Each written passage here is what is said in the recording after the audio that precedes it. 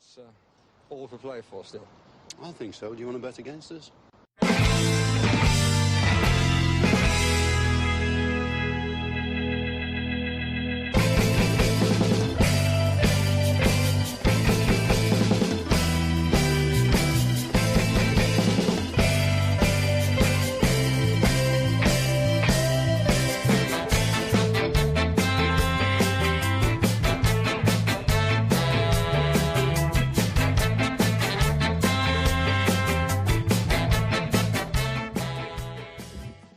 Hello, Aston Villa fans, and welcome to For the Love of Paul McGrath podcast. And we finally did it. Do you want to bet against us? We finally beat. Oh, what's happening here? Get out of town. Shut up. Get out of it. Now, there we go. Podcast music coming back on again in the background. We finally did it. We beat Manchester United.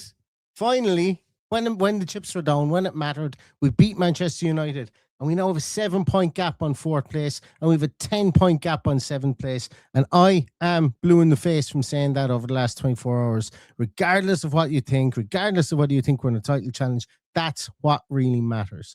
Building buffer zones is what matters. And Aston Villa did it today in just a brilliant way, because I don't care how well we played today against Man United, against a team that is inside in every Aston Villa fan's head and gnawing away like a brain worm inside in their head, because they're a team that have just always had the hex over us. And we did it today, and we gave away such another horror goal to give away, but the 2 goals we scored were absolute pearlers. And take a bow, Morgan Rogers. You absolutely beautiful man. You absolutely beautiful man. What a fantastic 2 goals he scored. That first goal he scored, we'll get into it in depth in a moment, but that first goal he scored was just like chef's kiss. Phil Foden isn't scoring a goal like that this year. I haven't seen Jude Bellingham take a ball like that out wide, cut inside and stick one in the top corner for Real Madrid this year. That guy is England's number 10. Case closed, period. End of discussion. End of discussion. The boy's absolutely brilliant. The boy's really in form. It's a long, long away from when he was when people laughed at a pass he made. And this isn't me having to go at fans, but it's a long, long away from. We're far, far away from that period of his season so far. The man's bloody on fire, and he's unplayable, and he's like the cock of the walk going around there. His tail is up. Whatever other analogy you want to play or want to say, Morgan Rogers is bloody brilliant, and he was bloody brilliant tonight. And long may that continue, because he is an impressive footballer when he's in full flight like that, cutting in off that left wing. Now, were Villa perfect tonight? No. And you know what? I don't care. It's just exactly like XG philosophy is going to be talking about. Aston Villa only had one, I think it was less than a goal in XG today, yet we scored 2, and Man United at 1.3 XG, and yet they only scored 1. All it matter. Doesn't matter. No one will remember how poorly or how unpoorly we played or how mediocre we played or whatever. No one's going to remember. We've won 10 games in a row. It's 4 days before Christmas. Drink, be merry, and eat, drink, be merry, be happy, whatever you want to do. It doesn't get much better than where we're going at the moment. It really doesn't. The first time winning 10 games in a row since George Ramsey did it back in 1914 or something, they said. Absolutely outstanding stuff. We're witnessing things from Aston Villa Football Club that we have, that nobody, I think B6 Ben actually ran the maths in it. There's 4 people alive that were in and around the Birmingham area that potentially could have seen that happen back in 1914. It's incredible stuff. It's incredible stuff. And are there things that we can work on? There 100% are. And that's a conversation for the preview for the next game. It really, really is. Because you just have to stop and applaud. And you have to celebrate the good times. You have to celebrate the good times. And this is as good as it's been in top 5 football for any of us watching Aston Villa currently. It just is. It's factual information. 10 games won in a row. In all competitions, mind. I know the Graham Taylor went on the 7-game winning run. I think they said they're in 89 as well. But 10 games won in a row. 10 games won in a row. I'm not saying 10 games without losing. 10 games won in a row. It's not normal behaviour. It is not normal behaviour for Aston Villa Football Club. It's not normal behaviour for most clubs. Outside of the likes of Bayern Munich, maybe, Real Madrid, Barcelona, PSG. It's not normal behaviour. I'm all for it if Aston Villa want to normalise that. I really am. I'm all for it if we want to normalise that as a team, because it's bloody fun. It really is. Yes, we gave away a crap goal. We gave away a crap goal the last day as well. But you know what? The dig deep ability, and yes, put that in your Oxford Dictionary next year, Oxford Dictionary. The dig deep ability of this team is bloody massive. It's absolutely incredible. It really is. And you know, once Bruno went off, it was never in doubt. I'm going to be really honest. For me, it was never in doubt. They had nothing on the bench. They really had nothing on the bench. They had no maneuvers they could make. They brought in Lisandro Martinez. They brought on Xerxes. They brought on Darren Fletcher's young lad, Jack Fletcher.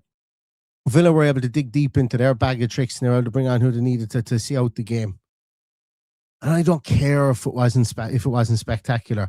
A win against Manchester United it's like hen's teeth for Aston Villa Football Club, regardless of manager, regardless of team. And we did it. We did it, and we did it when it mattered, because once again, it gives us those buffer zones, and it also creates that little bit of history as well for the club.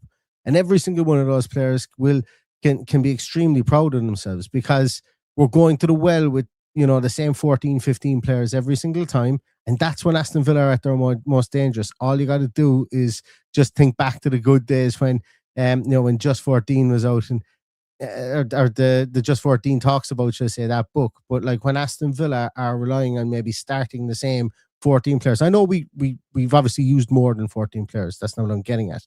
But we're cycling through a starting 11 that really consists of about 14 players. And we're doing a really good job of it, you know, whether it be Sunday, Thursday, whatever the case may be. And this is exactly what what Unai Emery wants to do. This is what we're capable of, guys. We've some really, really good footballers. Really, really good footballers in that team. But what we have is we've got even better teammates, it seems like, in that team. Matty Cash makes that mistake. No one balls him out of it in front of the cameras anyway. Bad mistake. Ezri Konsa made one a week ago. You know?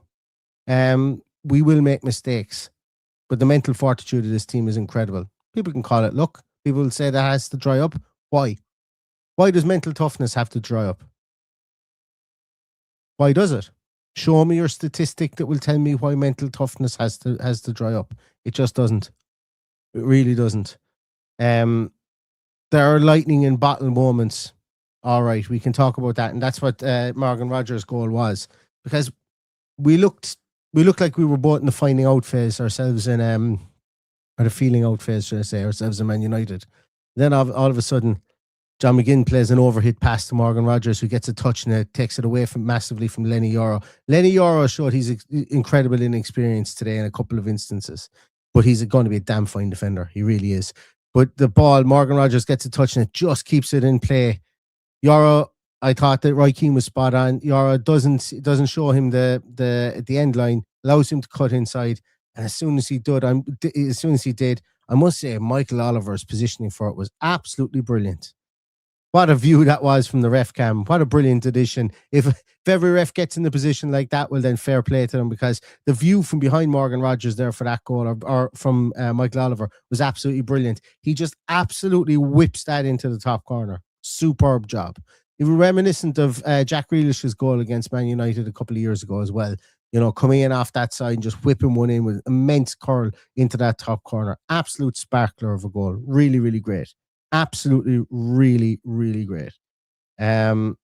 Superb. I can't have to take your hat off. If you're Manchester United, you can moan about it. Yeah, he didn't show him down the line or whatever, but that's just an outstanding piece of football to be able to do that. Then his second goal as well, obviously some great work. I can't remember who won it back. Was it Ian Matson wins it back? And Rogers gets on the ball, gets into the box, and then just basically another knuckleball, you know, hits a rasper again with lots of swerve and dip in it right into the side netting. And they're two fantastic goals to score. They're two brilliant goals. They're two technically excellent goals from a technically excellent, brilliant player. Brilliant player. I absolutely love this team. I love this team. Victor Lindelof, really, really good again today. You know, point to prove playing against his old team. United could have done with Victor Lindelof playing today. They could have done with him playing in the back three there on that right-hand side specifically. I just thought it was immense. I really did. There's like I could sit here talking for half an hour about this, that, and the other. I actually want to go back and when I say immense, I thought not the performance, but I thought the cohesion. Again, remember I spoke about I wanted a cohesive performance. I wanted a performance whereby the team looked like they were all in, for this. Would I have liked to have it to be a swashbuckling one? Absolutely. But this is a functional win, and we get it through 2 superb goals from an absolutely brilliant player, Morgan Rogers. Absolutely sparkling player. It's like that's the headline. The headlines will be wrote about, poor Man United team. United didn't take their chances. The Cunha miss. I can guarantee you there will be more headlines about Bruno Fernandes' injury than there will be about Morgan Rogers scoring 2 goals and Aston Villa being in third. The coverage of Bruno Fernandes' injury was bordering on becking like the same amount of coverage as, I don't know, pick big moment in history. The amount of talk that they did about it was incredible. He's a player like everybody else. He got injured. That's Bruno Fernandes. That's like, it doesn't often happen. Like, it was mad the way they were going down through the whole, like, especially Gary Neville going, oh, he's never felt that before. Bet you he's never felt it. He's wondering, what the hell's going on here? I've never felt. That's just like, that was just like mind-numbing stuff. Gary Neville was, Gary Neville commentating on Manchester United matches is a reason why you should not pay for Sky. I've said that before. I've said it before. He tries, I will say, he tries his best not to come across. He just doesn't know how. He just doesn't know how to not come across as being a hometown hero. And why wouldn't he? He supports the club. He supported them all his life. He bled for the club. It's putting him in a tough position to do that. It's very difficult to turn off your biases. It really is. Specifically when you're like, he's as mad about Man United as any one of us watching here are about Aston Villa. It's tough to turn that off. He shouldn't be put in that position, and I don't understand why they continually do it. I really don't. If he wants a free ticket to the game, I'm sure he can get a free ticket to the game, to any Man United game.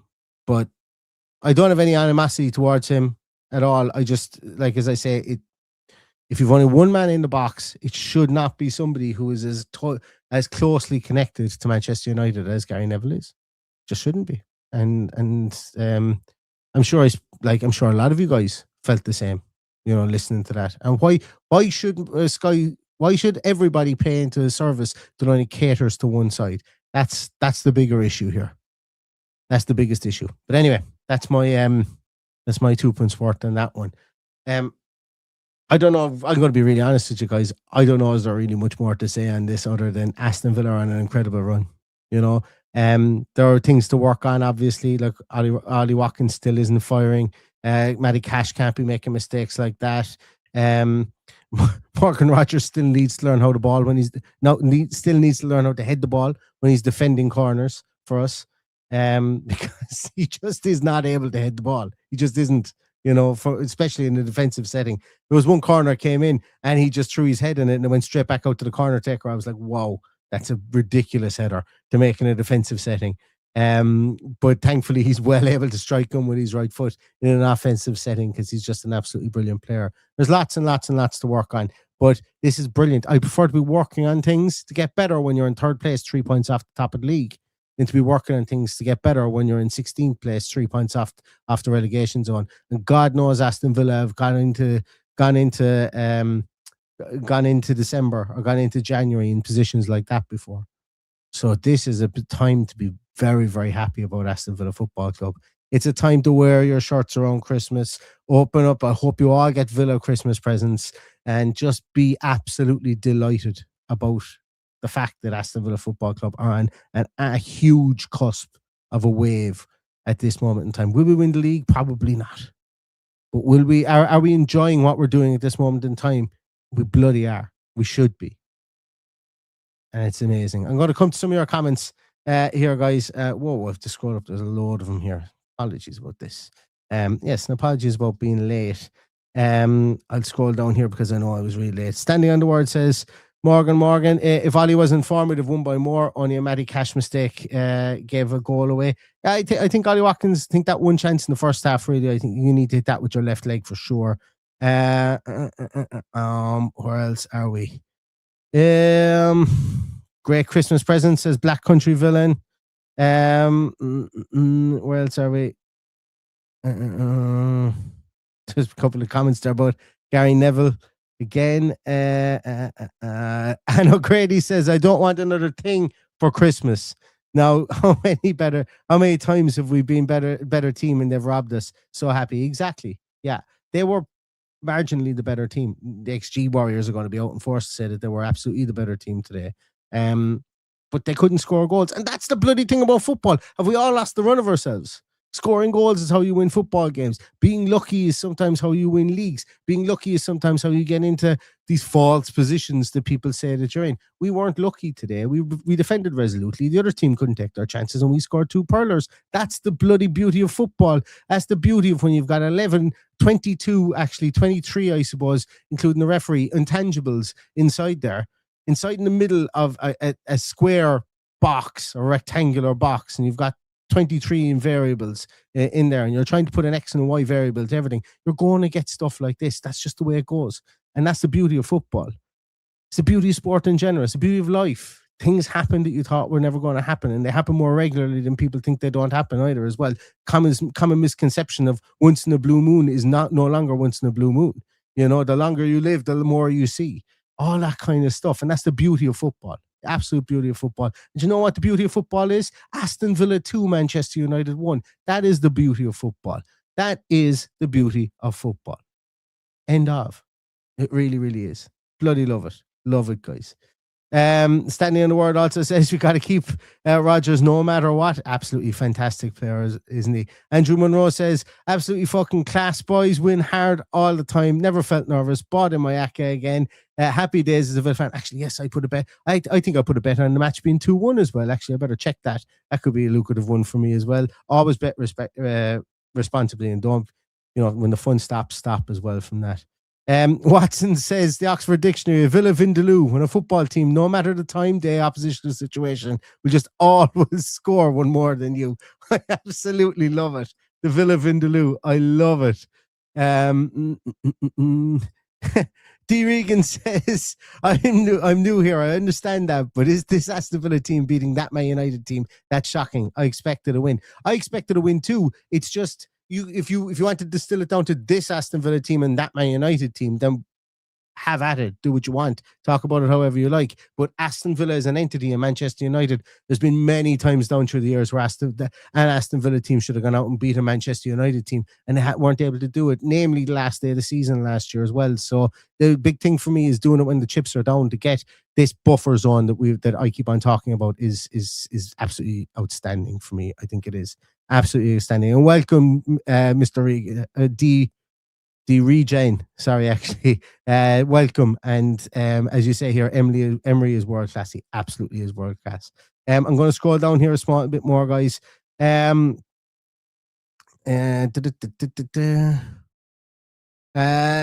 Mob says, needs to be a chat about how much longer we can hold on to Rodgers. Do not think he'll be here much longer. No, I'm not allowing you to have a conversation about that. I'm not allowing you to have a conversation on it. Why? Do not stray into do not stray into worry when we're on such a good run. We're doing something that the 4 people alive in the UK have ever seen Aston Villa do before. Let's worry about that when we need to worry about it. I'm not letting you worry about it today. And I'm not saying you can't talk about it. I take that back. I'm not letting you worry about it, Lynch Mob. Not letting you worry about it. The Christmas is going to be long, fruitful and brilliant. And we've got Chelsea coming up. And when we beat Chelsea as well, then we've got Arsenal once more. And then if we beat Arsenal, then we can dare to dream. And champions don't lose players like Morgan Rodgers. So that's the way we got to think. That's the way we got to think.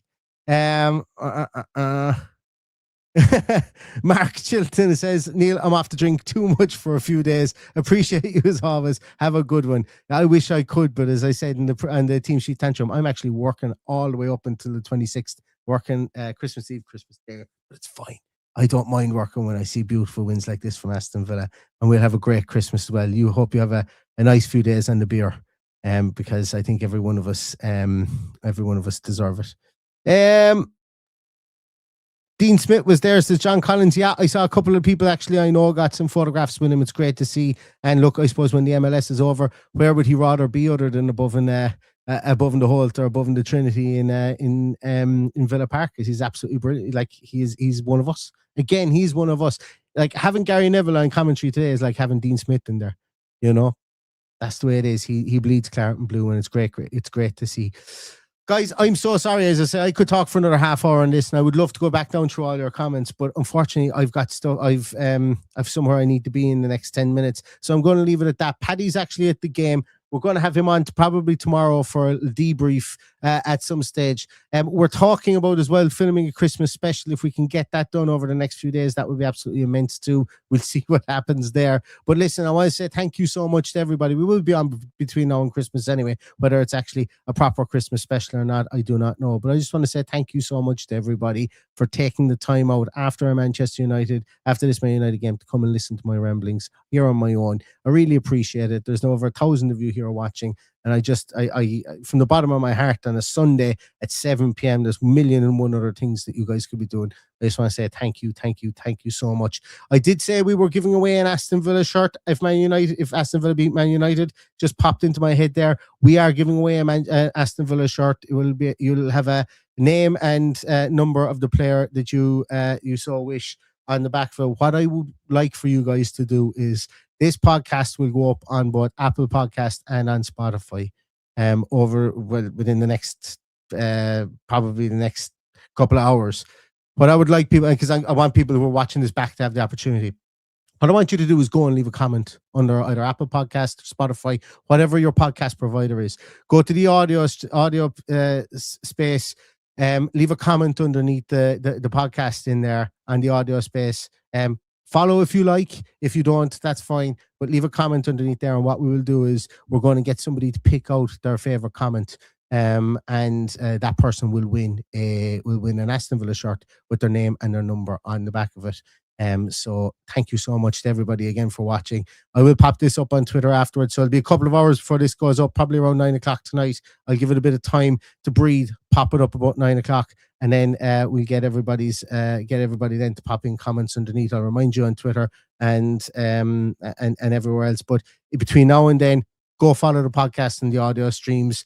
You don't even have to listen to it. Just go in there, click on follow. When this goes up, you'll be notified. Pop in, put in a comment under it, whether it's on Apple Podcast or Spotify or whatever you watch on, and that's how you will be in with a chance to win an Aston Villa shirt with your favourite player's name and number in the back of it, just for us to say thanks a million to you guys for watching and for always listening. So I got to go. I've got somewhere to be, and I'm going to go there with a big, massive smile on my face. So thanks so much, everybody. Stay safe, stay healthy, and all that's left to say is up the Villa.